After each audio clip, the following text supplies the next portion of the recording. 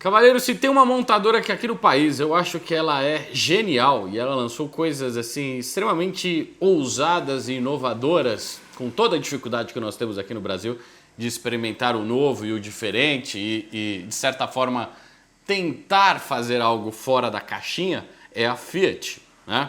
Uma montadora que vende mais carro no Brasil do que na Itália, se você parar para pensar, né? E a Fiat, como um grande polo de desenvolvimento de tecnologias aqui no Brasil, ela não está me pagando nada para fazer esse vídeo, ok? Diga-se de passagem. Nenhuma relação comercial. Criou algumas tecnologias muito legais que eu vou explicar para vocês aqui em 5 carros, onde a Fiat ousou e, de certa forma, venceu. Bom, o primeiro da lista vai para o Fiat Palio Locker, ou a Fiat Adventure Palio Adventure Locker, né?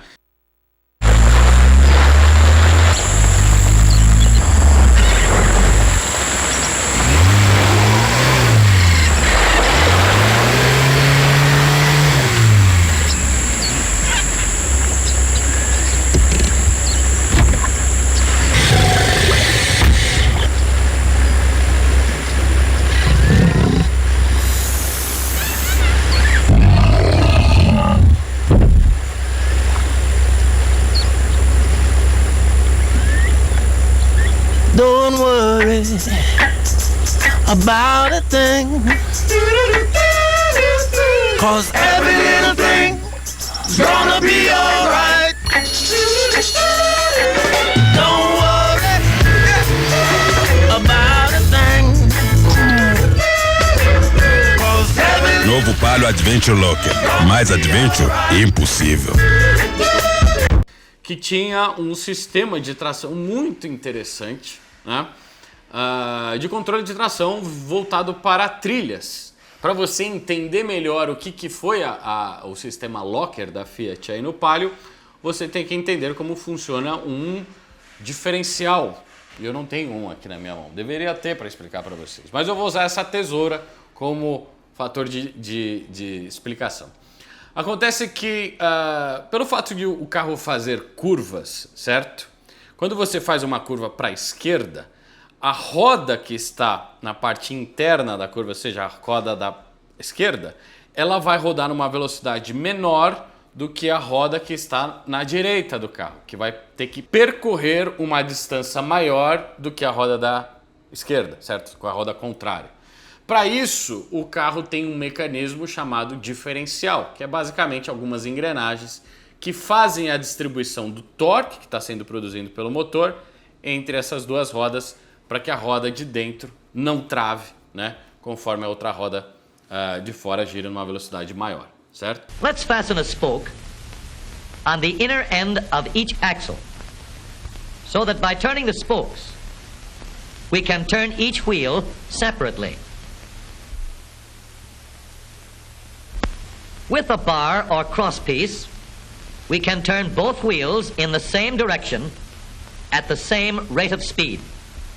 Let's get something to hold this bar in place so that it will press against the spokes. Notice that this support is not locked to the axle. It turns freely. Now, we can spin the wheels by rotating the support. This is fine, as long as both wheels are able to turn at the same speed. But let's see what happens when we go around the corner. With this arrangement, we cannot drive one wheel faster than the other.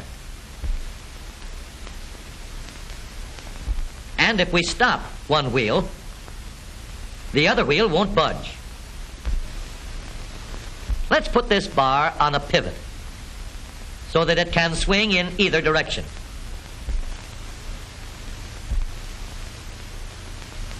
Now, the bar can still turn both wheels at the same speed. And because it pivots, it lets one wheel turn even when the other is stopped.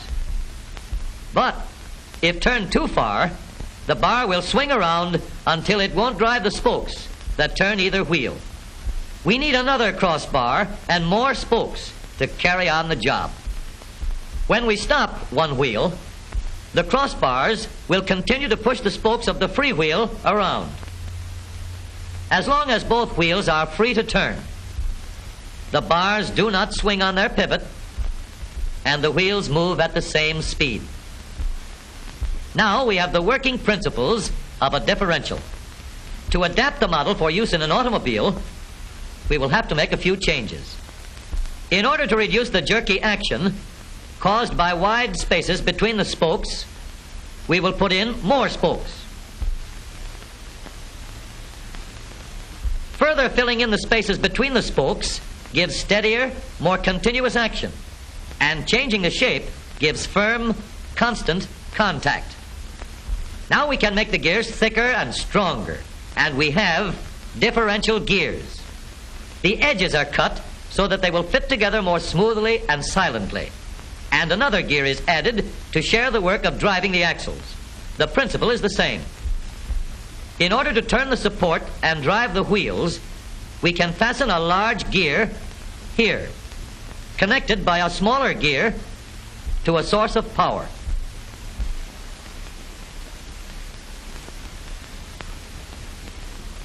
Notice that the power is connected to the differential at the center line.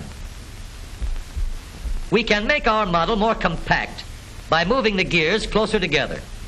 Acontece que o sistema de diferencial padrão utilizado por 95% dos carros, estou chutando um número aqui, mas a maioria esmagadora, ela trabalha num sistema simples de diferencial aberto.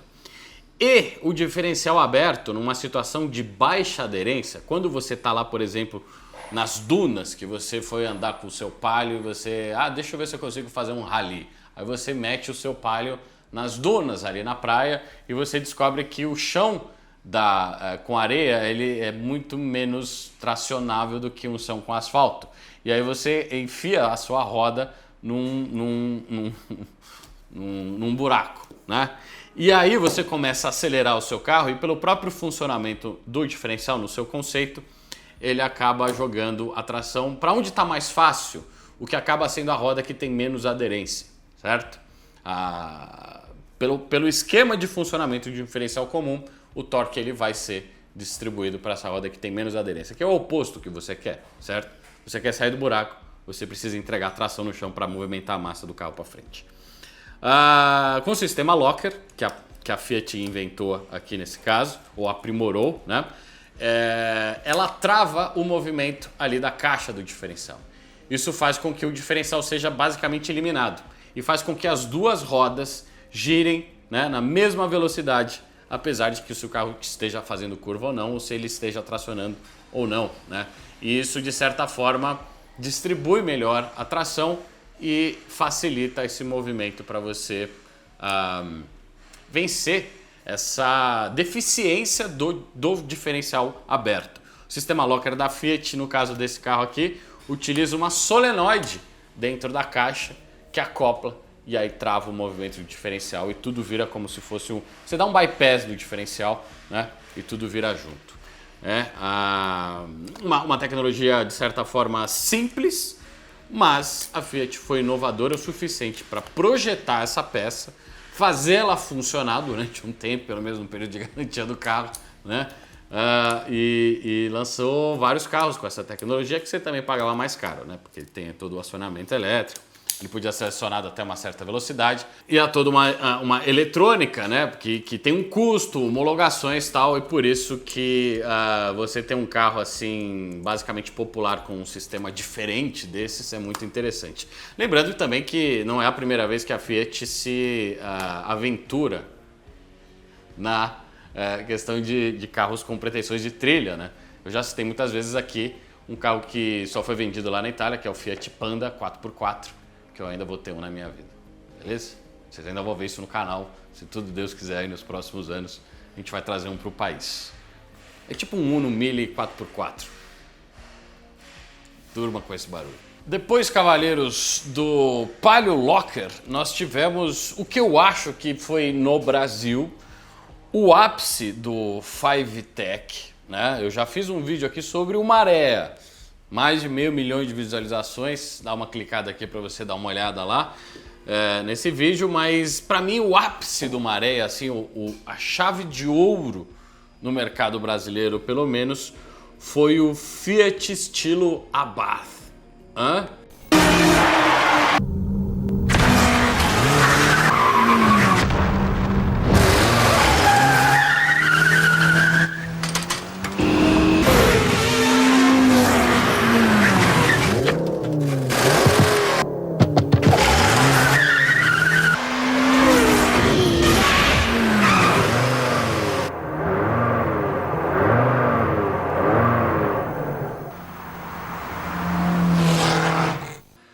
Fiat Stilo Abarth, primeiro, Fiat Stilo, belíssimo carro, certo? O Abarth vinha com aquele teto solar Sky Window de persiana, né? Tinha várias lâminas de vidro, né? A roda também do Abarth era aquela roda de lâmina, parecia uma navalha, né? Muito bonito o carro, muito estiloso. E o principal, na verdade, foi o fato deles terem feito um hatch médio premium com motor 2.4, né? De 5 cilindros. Você tem um carro com um motor de 5 cilindros em linha, é sempre uma belíssima ideia. Para mim, eu acho que é a finalização, o grande finale, né? Da história do Favitec aqui no Brasil. Um carro de baixíssima produção, né? E que se eu tivesse a oportunidade de gravar aqui pro canal, eu tinindo, né? Carro filé, eu teria o maior prazer de fazer o registro dessa história. E aqui, de novo, um carro onde que eu acho que a Fiat conseguiu pensar fora da caixinha.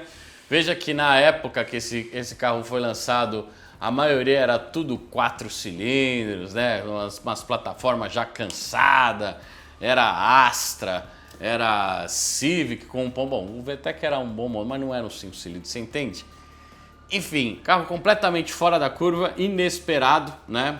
Numa época que as japonesas estavam começando a nadar de braçada, principalmente Civic e Corolla, e talvez eu tenha perdido a oportunidade de comprar um carro desse, porque a maioria que... Infelizmente, esses carros não envelhecem muito bem se não tiver um dono decente, né? Tô errado? Não sei. Em terceiro lugar, quase que esse carro não entra nessa lista, mas eu pensei muito, assim, fiquei, né, no meu café da manhã, eu ficava pensando, no trânsito eu ficava pensando, eu falei, mas vou botar, não vou botar, não, eu tenho que botar esse carro, que durante 2 anos a Fiat, assim, bateu na trave, mas entrou no gol, entendeu? Você fala, quase, não, aqui entrou no gol, graças a Deus, aquela bola que fez uma curva, que era a bola do Fiat Coupé.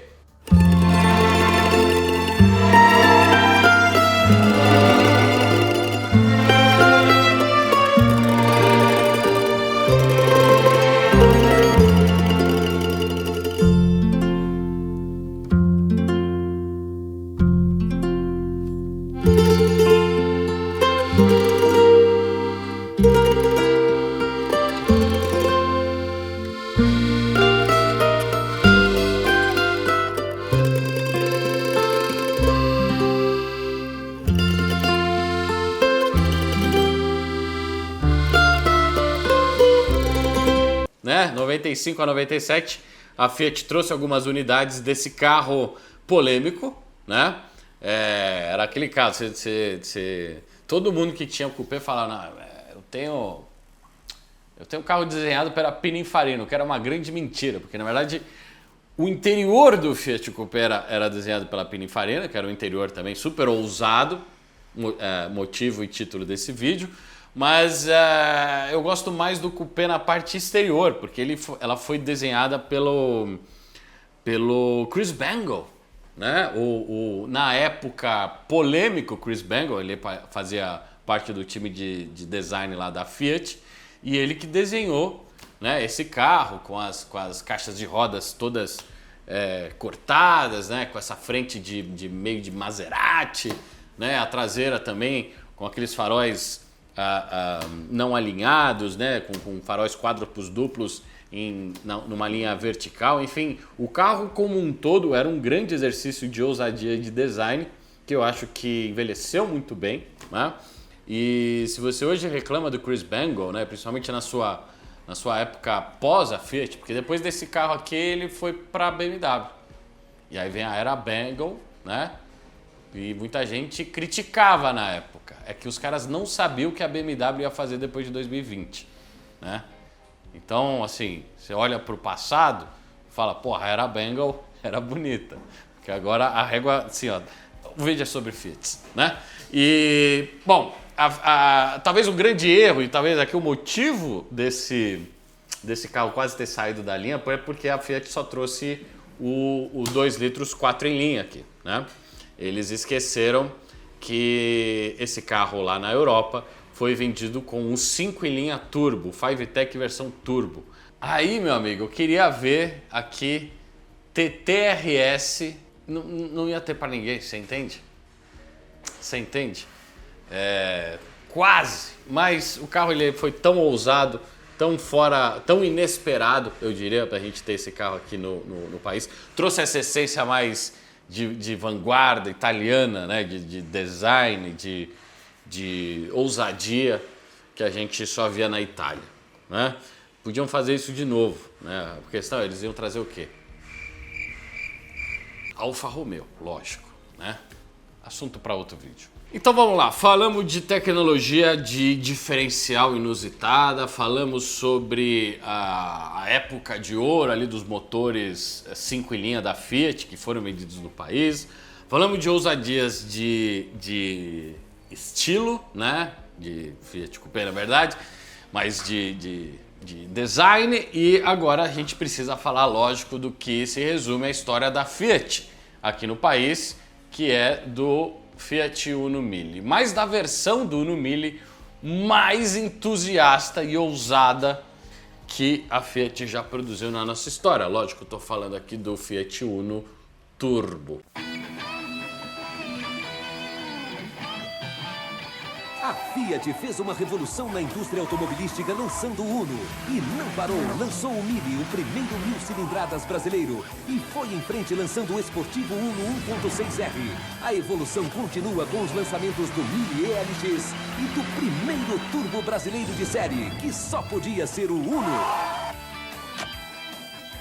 Uno Turbo, este é o meu Uno. Escolha o seu.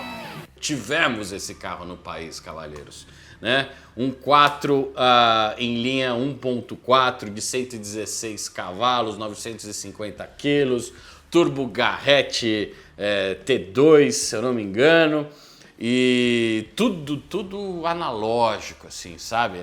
Carro raiz mesmo.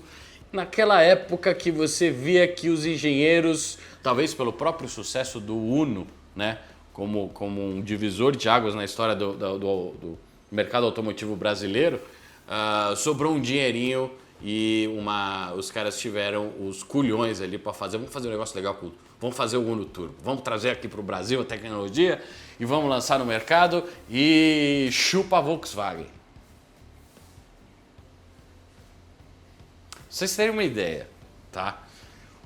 O Uno Turbo dessa época fazia em 8,5 segundos do 0 a 100. E se eu comparar com carros chupa Volkswagen, se eu pegar o Polo GTS hoje e dividir peso e potência, o Uno Mille está em 8,2 quilos por cavalo e o GTS está em 8 quilos por cavalo. Só que o GTS é 30 anos depois. Você entende o sucesso e a ousadia que era o Uno Turbo para aquela época, com a gasolina daquela época, com os donos daquela época, né? Tudo bem, né? Devia ter um turbo lag desgraçado.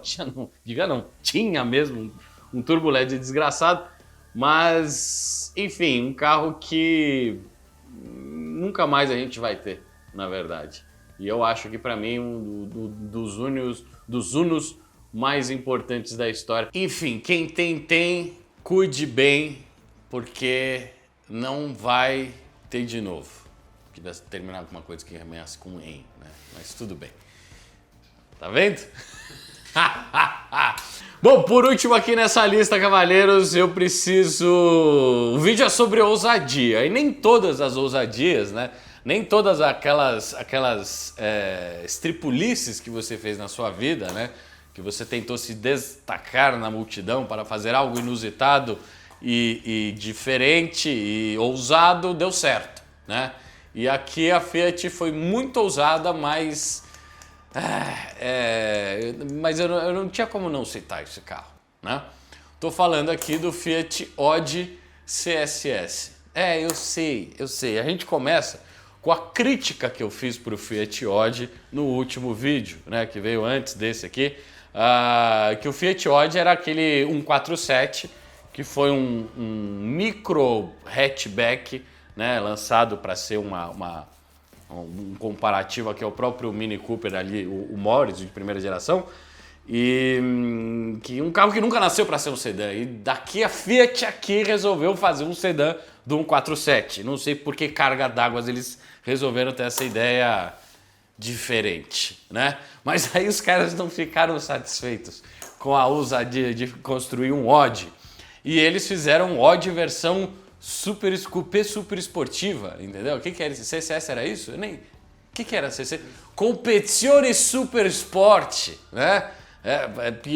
Assim, um Odd competição. Puta merda. Mas beleza. O carro ele era bonito, né? Com aquela principalmente ali a pintura preta, né? O Nero com o rosso, com aquelas faixas vermelhas, aquele adesivo gigantesco CSS na lata do carro. A questão era o seguinte, né? Era um motor 1.3 gasolina, Fiasa, 72 cavalos, câmbio de 5 marchas e uma série limitadíssima, apenas 300 unidades do CSS foi produzida. E eu acho que a maior ousadia aqui é que o CSS foi uma dessas primeiras exercícios de produto e de marketing. Eu odeio essa palavra para quando a gente está falando de carro legal, mas produto é como hoje os marketólogos automotivos se referem aos carros, né? Foi uma das primeiras exercícios de criar uma série limitada de um carro de linha, de série, né? Que são sempre as que eu mais gosto, independente da montadora, da época e da motorização, né? E eu, de certa forma, assim, se tivesse um Odd CSS bem conservadinho, assim, num preço bacana, eu compraria pela ousadia. Os caras até tentaram preparar o motor, né? Mudaram taxa de compressão, comando, se eu não estou enganado aqui, mas enfim, chegaram a 72 cavalos numa plataforma, assim, tiraram lei de pedra, vai, vamos ser sinceros ali com o que tinha na época, né? Com o que o mercado também estava disposto a pagar, né? E o que traz, assim, o que transforma o Odd CSS num dos Fiats esportivos mais raros da história automotiva brasileira. E por isso que eu deixei ele por último, porque, cara, é a velha história do carro que ele era tão bizarro e tão único e tão sem sentido que hoje, por esses fatores, ele se torna desejado, né? Podia voltar, né, a linha CSE, Competizione Super Sport, num Odd. Porra, velho. Cara, os caras são ousados assim, velho. Assim, é aparecer de cueca no baile, velho. Tá ligado? Então, enfim, cavaleiros, a Fiat tem uma história longa aqui no país, né? Esse vídeo não foi patrocinado por eles. A gente tá fazendo aqui um contraponto aos vídeos de crítica também que a gente faz aí, porque eu acho que é importante a gente lembrar dessas histórias, né? E dessas particularidades aqui da nossa realidade. E a Fiat é uma das maiores montadoras. Devo fazer algo parecido também com a Volks e a Ford na sequência desses vídeos, né? Que são as maiores, a GM também, já fiz tanto vídeo aqui. E tive vários Fiats na família. Meu pai e minha mãe já teve Uno, Fiat Tipo. Meu avô teve o Odd, não era um CSS, mas era um Odd, né? E é isso. Eu acho que objetivo concluído aqui nas histórias desses carros. Considere se inscrever neste canal.